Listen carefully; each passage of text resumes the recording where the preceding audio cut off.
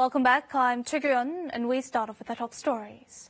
Special Representative for Korean Peninsula Peace and Security Affairs Do-hoon has visited the United States amid the rising tension on the Korean Peninsula.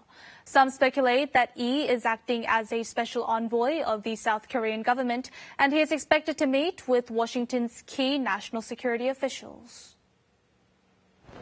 About 32 hours after North Korea blew up the Inter-Korean Liaison Office, Special Representative for Korean Peninsula Peace and Security Affairs Do-hoon arrived at Dulles International Airport in Washington, D.C. His visit was unplanned. The Special Representative is visiting Washington 5 months after his previous trip back in January. He made no comments upon his arrival.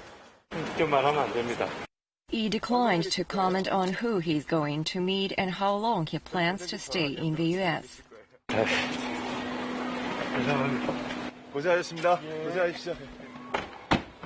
I's surprise trip comes just one day after the discussion of the dispatch of a special envoy to the U.S.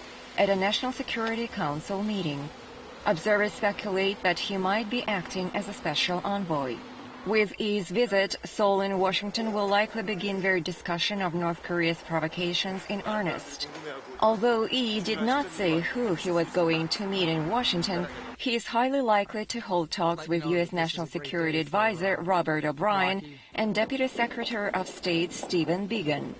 Their meetings are expected to take place behind closed doors, given the seriousness and urgency of the situation.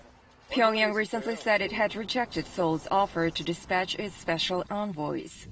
South Korea and the U.S. have had few high-level talks in the past 3 months due to the COVID-19 pandemic. The United States is still struggling with the soaring numbers of COVID-19 cases. Nonetheless, Special Representative Do-hoon has visited Washington all of a sudden, 32 hours after the explosion of the Inter-Korean Liaison Office. His trip demonstrates how serious the situation is on the Korean Peninsula.